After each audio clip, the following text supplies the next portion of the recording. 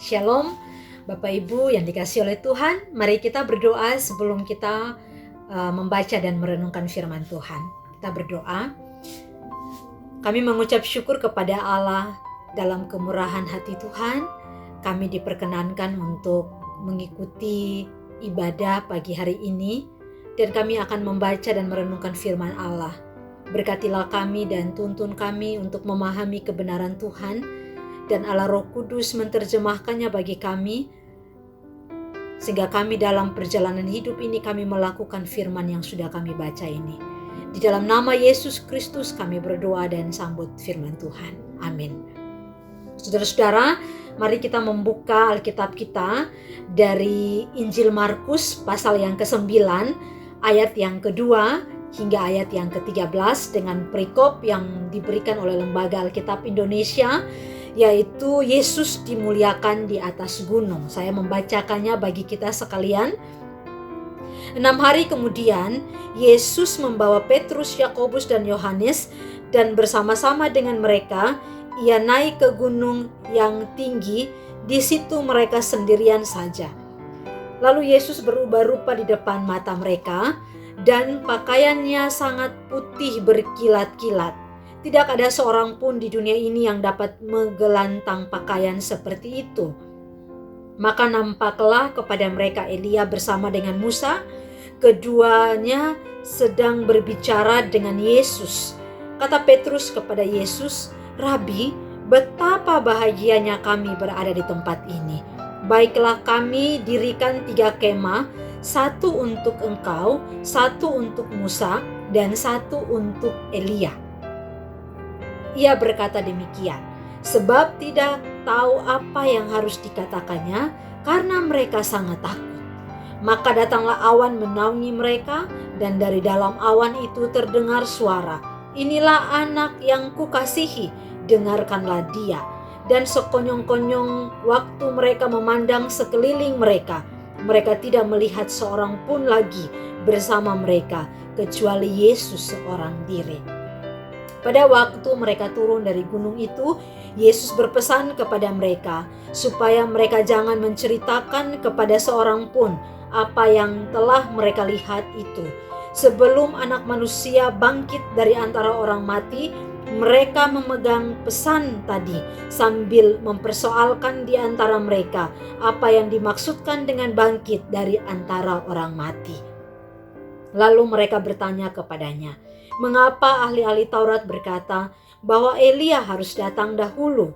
Jawab Yesus, "Memang Elia akan datang dahulu dan memulihkan segala sesuatu. Hanya bagaimanakah mereka dengan yang ada tertulis mengenai Anak Manusia, bahwa ia akan banyak menderita dan akan dihinakan. Tetapi aku berkata kepadamu, memang Elia sudah datang, dan orang memperlakukan dia menurut kehendak mereka, sesuai dengan yang ada tertulis tentang dia." Demikian firman Tuhan. Adalah berbahagia kita semua yang telah membacanya, dan nanti kita mendengar lalu kita lakukan dalam kehidupan kita hari lepas hari. Puji Tuhan. Bapak Ibu, tema kita hari ini adalah kemuliaan Yesus melalui penderitaan, kematian, dan kebangkitannya. Ini tema dari Sinode Gereja Kristus untuk mempersiapkan kita sebelum masuk di dalam minggu-minggu Prapaskah. Saudara-saudara, dalam kalender gerejawi, minggu ini dikatakan adalah Minggu Transfigurasi, atau minggu yang kita kenal sebagai minggu di mana Tuhan Yesus dimuliakan. Bapak Ibu, ketika berbicara tentang peristiwa Yesus dimuliakan, ini adalah peristiwa yang sungguh ajaib, sesuatu yang sangat luar biasa, dan itu dilihat dan dialami oleh 3 orang murid, yaitu Petrus, Yohanes, dan juga Yakobus. Mereka adalah 3 orang murid yang diajak oleh Tuhan untuk naik bersama-sama dengan Yesus ke gunung untuk mereka bersama-sama di situ. Nah, saudara-saudara, kita melihat bahwa peristiwa ini sungguh menakjubkan. Dan saking menakjubkannya itu, Petrus dengan jiwa sanguinnya itu menggebu-gebu dan berkata bahwa, "Tuhan, kita harus mendirikan 3 tenda di sini. 1 untuk engkau, 1 untuk Elia, dan 1 untuk Musa. Karena apa? Karena begitu terkagum-kagum, bahkan bangga dengan keajaiban yang ada di depan mata mereka. Tetapi saudara-saudara, apa yang dikagumi oleh murid-murid, apa yang dilihat oleh mata mereka, tidak seperti apa yang mereka pikirkan. Tidak seperti apa yang juga menjadi maksud dan tujuan Tuhan mengajak mereka ke gunung itu.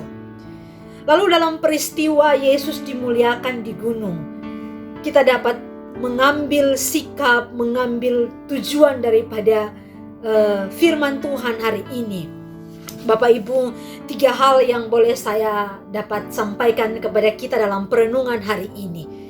Bahwa peristiwa Yesus dimuliakan di atas gunung adalah yang pertama, sebuah peneguhan kepada Tuhan Yesus. Bahwa dia harus melewati jalan salib, penderitaan, bahkan kematian yang akan diperhadapkan kepada dia. Apa yang akan Yesus alami, bahwa kehadirannya di muka bumi ini dengan tujuan, dengan maksud yang jelas, bahwa dia dengan rela untuk menerima, bahkan mengambil sikap untuk menyelamatkan manusia dengan cara disalibkan, menderita, mati, dikuburkan, mengalami kematian maut itu, dan nanti dia akan mengalami kemuliaan dalam kebangkitan Kristus itu sendiri. Jadi hal yang pertama yang kita belajar adalah Tuhan Yesus diteguhkan kembali untuk masuk di dalam penderitaan. Itu terlihat di dalam ayat yang sudah kita baca, ayat yang kedua, bagian yang terakhir dikatakan, lalu Yesus berubah rupa di depan mata mereka, dan pakaiannya sangat putih, berkilat-kilat, dan tidak ada seorang pun di dunia ini yang dapat menggelantang pakaian seperti itu. Menunjukkan tentang kemuliaan Kristus. Waktu ketika murid-murid melihat ada satu perubahan, transfigurasi, Yesus berubah rupa, pakaiannya itu berkilat-kilat. Bahkan kemuliaan sinar yang nampak itu bukan karena dia disinari oleh sinar. Karena ini peristiwa ini Bapak Ibu kalau mengingat kisah Musa, ketika dia berada di Gunung Sinai untuk menulis 10 perintah Tuhan, ketika yang pertama kali dia mendapatkan perintah dan dia menghancurkan loh batu itu, lalu dia diperintahkan lagi oleh Tuhan untuk naik ke Gunung Sinai. Selama 40 hari dia bersama-sama dengan Tuhan, berbicara dengan Tuhan. Waktu dia turun dari Gunung Sinai, itu wajahnya bersinar-sinar. Bahkan dia menutupi sinar itu supaya tidak terlihat oleh Harun dan bangsa Israel. Tetapi sinar yang nampak dari wajah Musa itu adalah ditampakkan, dipancarkan dari Allah sendiri. Tetapi peristiwa Tuhan Yesus yang berubah rupa, bukan dia disinarkan, tetapi dia mengeluarkan sinar dalam dirinya dia. Kenapa? Karena dia adalah Tuhan. Dia Allah yang mulia. Dalam bagian ini, Allah yang mulia dikatakan bahwa dia berkuasa. Dia Allah yang punya otoritas. Dia Allah yang berkehendak. Dia Allah yang berdaulat. Dia Allah yang penguasa atas semua yang ada. Nah, di sini menegaskan kembali bahwa keberadaan Tuhan Yesus, maksud dan tujuan hadir di muka bumi ini, dalam kemuliaannya, dia siap untuk masuk di dalam penderitaan dan jalan salib. Dan itu sudah diberitahukan kepada murid-murid sebelum mereka bersama-sama naik ke gunung. Yesus memberitahukan tentang berita penderitaan yang akan dialaminya. Saudara-saudara, inilah bagian pertama ketika Yesus dimuliakan di atas gunung. Menunjukkan satu kesiapan dari Tuhan untuk masuk di dalam jalan salib itu sendiri. Yang kedua, di dalam peristiwa yang sangat menakjubkan oleh murid-murid, ada suara yang terdengar. Bahwa maka datanglah awan menaungi mereka di ayat ke-7, dan dari dalam awan itu terdengar suara, inilah anak yang kukasihi, dengarkanlah dia. Bapak Ibu, peristiwa ini langsung didengar oleh Petrus, Yakobus, dan juga Yohanes. Mereka mendengar suara ini dengan jelas. Ada suara ini berkata bahwa inilah anak yang kukasihi. Bagian kedua dalam peristiwa Yesus dimuliakan di atas gunung adalah satu deklarasi, satu pemberitahuan kepada murid-murid bahwa Tuhan Yesus akan menderita. Itu yang pertama, Tuhan Yesus akan menderita. Dan bukan hanya dia menderita, tetapi menegaskan kembali kepada mereka bahwa Yesus Kristus adalah juru selamat. Yesus Kristus adalah penggenapan dari nubuatan para nabi di perjanjian lama dan penggenapan dari hukum Taurat. Jadi dialah penggenapan dari semua yang diberitakan selama ini. Dan dialah satu-satunya yang akan menyelamatkan manusia berdosa. Tidak ada lagi yang lain. Dan ini kembali dideklarasikan kepada murid-murid yang didengar, yaitu Petrus, Yohanes, dan Yakobus, agar mereka sebagai saksi-saksinya Tuhan. Walaupun nanti Tuhan Yesus melarang mereka untuk memberitahukan kepada orang lain, tetapi pada akhirnya peristiwa ini, baik Petrus, baik Yohanes, dan juga Yakobus, dalam penulisan surat-surat mereka menyampaikan itu kepada orang lain akan apa yang pernah mereka alami. Dan itu meneguhkan kembali bahwa dan menyatakan langsung dari surga bahwa pribadi yang berdiri di depan mereka, guru yang mereka sanjung, guru yang mereka ikuti hari ini, dia adalah juru selamat dan dialah penggenapan daripada nubuatan para nabi dan juga penggenapan hukum Taurat. Bapak Ibu, kenapa harus Elia dan Musa yang harus hadir di situ? Kok bukan Abraham, bapa segala orang beriman? Bukan juga Yesaya yang memberikan nubuatan tentang kedatangan Tuhan Yesus? Atau mungkin bukan juga nabi-nabi yang lain? Tetapi harusnya Elia dan juga Musa yang hadir di situ. Dan yang lebih luar biasanya lagi dikatakan, kalau Lukas mencatat bahwa Elia, Musa, dan Yesus mereka berbicara. Apa yang mereka bicarakan? Nanti kita akan baca kembali di dalam Lukas. Tetapi tadi pertanyaannya, kenapa harus Elia dan kenapa harus Musa?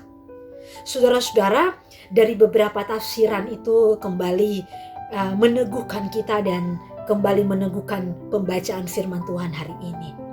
Elia di dalam perjanjian lama, dia adalah seorang hamba Tuhan yang hidup dalam kebenaran. Dia melakukan semua perintah Tuhan dalam firman. Kebenaran, keadilan itu menjadi tiang dasar yang kokoh, yang kuat, yang dijalankan oleh Elia. Dia adalah seorang hamba Tuhan yang dipakai Tuhan secara luar biasa, punya kuasa yang besar. Dan juga Elia ini orang yang berani melawan ketidakbenaran. Dia berani mati. Bahkan dia rela untuk dihukum sekalipun. Dia tidak takut. Dia menghadapi berbagai macam tantangan. Isabel, bahkan para Baal, dia bertanding dengan mereka. Ketika dikatakan bahwa kisah daripada Elia, turun hujan, turun api yang mereka siapin kayu, kemudian para Baal yang lain teriak-teriak, turunlah api, turun untuk membakar korban yang ada. Tidak ada sama sekali. Tapi ketika Elia berbicara, turun api untuk membakar korban bakaran yang telah disiapkan. Artinya bahwa Elia berkuasa dan dia orang yang setia, dia orang yang adil, benar melakukan kebenaran firman Tuhan. Maka tafsiran itu dikatakan apa? Elia mewakili semua para nabi yang menubuatkan tentang diri Tuhan Yesus, karena di dalamnya itu ada kebenaran, ada keadilan, dan juga kuasa di dalam diri Elia. Kenapa harus Musa? Bapak Ibu, kalau nanti kita baca di dalam kitab Lukas, saya membuka untuk kita dari Lukas pasal yang ke-9 ayat yang ke-30. Dan tampaklah dua orang berbicara dengan dia, yaitu Musa dan Elia. Keduanya menampakkan diri dalam kemuliaan dan berbicara tentang tujuan kepergiannya yang akan digenapi di Yerusalem. Bapak Ibu perhatikan kata kepergiannya. Kata kepergiannya ini di dalam bahasa aslinya itu dia pakai kata exodus atau keluar. Kalau Bapak Ibu ingat kata keluaran yang dipimpin oleh Musa, yaitu keluarnya bangsa Israel dari tanah Mesir, sebagai simbol di mana mereka keluar dari perbudakan, keluar dari ikatan Firaun, keluar dari kecemasan diri, dan dia membawa keluar bangsa Israel menuju kepada satu kehidupan yang kekal, kehidupan yang mulia di tanah perjanjian yang dijanjikan oleh Tuhan, yaitu tanah Kanaan. Dan Musa membawa mereka untuk lepas dari keterikatan itu. Nah, ketika dikatakan Musa ini tipologi sebagai penggenapan hukum Taurat, dia yang berbicara dengan Allah di Gunung Sinai, mencatat 10 perintah Tuhan sebagai hukum yang harus ditaati oleh bangsa Israel. Dan apa yang ditaati oleh hukum bangsa Israel itu digenapi di dalam diri Tuhan Yesus itu sendiri. Dan ketika mereka bercakap-cakap tentang Exodus, keluar, memberikan sebuah penegasan di sini bahwa dialah juru selamat. Tuhan Yesus yang akan membawa keluar kita dari keterikatan dosa. Tuhan Yesus yang akan membawa kita keluar dari penindasan, yang akan membawa keluar dari penderitaan, membawa kita keluar dari kutuk iblis yang selama ini mengikat manusia dan hanya ada di dalam dirinya. Maka ketika suara berkata bahwa inilah dia anak yang kukasihi, sebuah tanda di mana Yesus harus masuk di dalam jalan penderitaan, jalan kematian. Tetapi tidak sampai di situ, dia akan sampai kepada jalan kebangkitan. Maka betul Bapak Ibu, setiap orang yang percaya kepada Tuhan Yesus, orang itu pasti dilepaskan dari ikatan dosa. Setiap orang yang yakin akan Tuhan Yesus, yang adalah juru selamat, orang itu terbebas dari setiap kutuk yang ada di dalam dirinya dia. Itu bagian yang kedua. Sebuah penegasan, dialah juru selamat itu. Lalu di dalam bagian yang ketiga Bapak Ibu, ada satu kalimat yang dikatakan, kelanjutan dari inilah dia anak yang kukasihi. Lalu lanjutannya adalah apa? Dengarkanlah dia. Bapak Ibu yang dikasih oleh Tuhan Yesus Kristus, ini adalah sebuah perintah. Dengarkanlah dia. Ketika Petrus, Yohanes, Yakobus, mereka kagum melihat kemuliaan Tuhan. Tetapi di saat yang bersamaan, Tuhan mengajak mereka turun dari gunung itu untuk melihat kenyataan di sekeliling mereka, bahwa apa yang akan diperhadapkan kepada mereka tidaklah mudah dan tidaklah gampang. Maka suara ini berkata bahwa dengarkanlah dia, bahwa apa yang dikatakan itu ya dan amin. Dan Tuhan Yesus harus melewati jalan salib itu. Kalau tadinya Petrus, kalau kita membaca kisahnya di dalam Matius Bapak Ibu, ketika Tuhan memberitahukan jalan penderitaan, Petrus bilang begini, jangan sampai ada di situ. Jangan biarkan Tuhan ada di situ. Dia akan berjuang bagaimanapun juga supaya Tuhan tidak sampai disalibkan, ada di dalam penderitaan. Dia mau rela untuk melakukan itu semua. Tapi ketika dia melihat kemuliaan itu, sikap hidup Petrus berubah. Dia siap kembali menerima kenyataan hidup bahwa juru selamat memang harus menderita. Di dalam kemuliaan yang telah mereka lihat, kemuliaan itu adalah sebuah jalan penderitaan. yang akan dialami oleh Tuhan Yesus. Dengarkanlah dia. Saudara-saudara, ini bicara tentang sebuah ketaatan. Sebuah perintah untuk bagaimana kita merepresentasikan kemuliaan Kristus di sekitar kita. Jalan salib itu telah dilakukan oleh Kristus. Sebagaimana minggu transfigurasi ini, minggu Allah dimuliakan, mengingatkan kembali saya, mengingatkan kembali kepada kita akan proses peristiwa Prapaskah yang akan kita lewati beberapa minggu ke depan. Setiap momen minggu-minggu Prapaskah terus mengingatkan kembali kepada kita bahwa Kristus, dia mati bagi dosa kita. Dia telah membebaskan kita, dia telah memerdekakan kita, dan dia telah memberikan hidup yang baru.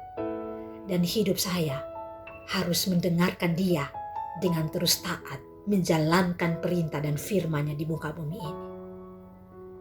Saudara dan saya, kita harus memancarkan sinar Allah yang terpancar dalam diri kita. Kehadiran kita itu memberikan sinar, memberikan kemuliaan kepada sesama kita. Kita dipanggil oleh Tuhan tidak hanya mengagumi akan keajaiban. Kita dipanggil oleh Tuhan, kita tidak hanya cukup untuk bangga dengan kuasa Tuhan, mengalami kuasa Tuhan. Tapi di dalam semua itu pun, kita dituntut untuk membagi kemuliaan Tuhan bagi sesama kita. Kita berikan kemuliaan kepada mereka yang hari ini telah hilang pengharapan. Kita memberikan kemuliaan Kristus, memancarkan sinar yang keluar dalam diri kita. Kita berikan sinar itu kepada orang-orang yang hari ini berada di dalam keputusasaan dan menyadari diri mereka yang berada di dalam tekanan-tekanan hidup yang sulit yang sedang mereka jalani. Kita hadir untuk memberikan pengharapan bahwa sinar kemuliaan Allah itu hadir untuk mereka dan memberikan damai sejahtera dan sukacita bahwa Kristus adalah Allah. Dia berkuasa dalam kebaikan dan dalam kemurahan Tuhan itu pun dia hadir untuk mempedulikan setiap penderitaan umat yang dikasihi. Jadi mari jemaat yang dikasihi oleh Tuhan Yesus Kristus, kita memancarkan sinar Allah. Kita kagum terhadap apa yang Tuhan perbuat bagi kita. Kita kagum karena Tuhan menyelamatkan kita. Tetapi bagikanlah sinar kemuliaan Tuhan itu kepada sesama kita, supaya mereka pun mengalami kuasa Allah. Ataukah saudara dan saya hari ini pun berada di dalam kehilangan pengharapan? Saudara tertekan dengan merasa hidup tidak terbebas. Tapi di dalam minggu transfigurasi ini, firman menyapa dan mengingatkan kembali kepada kita bahwa kemuliaan Tuhan itu menyinari saudara dan saya, dan Tuhan akan membebaskan kita dan dia menyelamatkan kita dari sakit penyakit, dari penderitaan, dari pergumulan yang sedang bergejolak dalam diri kita. Mari kita mempersiapkan diri masuk dalam minggu-minggu Prapaskah dengan tetap ingat bahwa Allah akan membawa kita keluar dari setiap keterpurukan yang sedang kita alami. Saudara, Tuhan Yesus memberkati kita dan menolong kita untuk memasuki minggu Prapaskah. Amin. Mari kita berdoa.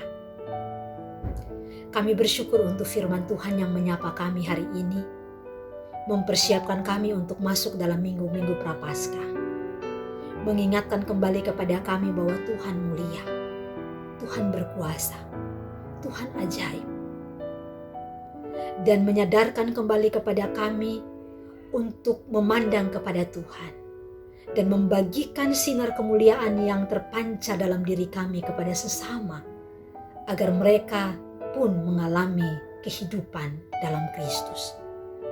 Tuhan memberkati seluruh jemaat Tuhan hari ini, dimanapun mereka berada. Yang duduk diam dan mendengarkan firman Tuhan hari ini, Tuhan menyapa mereka dan Tuhan berkuasa untuk menjamah hati mereka masing-masing. Tuhan melawat mereka yang hilang pengharapan, mereka yang cemas, mereka yang takut. Biarlah firman Tuhan hari ini mengubahkan hidup mereka untuk berpengharapan di dalam Engkau saja. Terima kasih Tuhan. Ketakutan-ketakutan kami biarlah ditutupi dengan kemuliaan Allah, bahwa Kristus bersama dengan kami selalu. Terima kasih Tuhan. Berkati jemaat-Mu, berkati gereja Kristus Taruna, semua pelayan-pelayan Tuhan, anak-anak Tuhan, aktivis, badan pengurus, majelis diberkati oleh Tuhan. Seluruh jemaat dilawat oleh Tuhan. Dan kami semua mempersiapkan diri untuk masuk dalam minggu-minggu Prapaskah. Berserah diri sepenuhnya kepada Allah dan hidup mengandalkan Tuhan dalam diri kami. Terpujilah Tuhan yang memberkati kami dalam firman-Mu. Haleluya. Amin. Selamat hari Minggu. Tuhan Yesus memberkati kita untuk memasuki minggu-minggu Prapaskah. Shalom.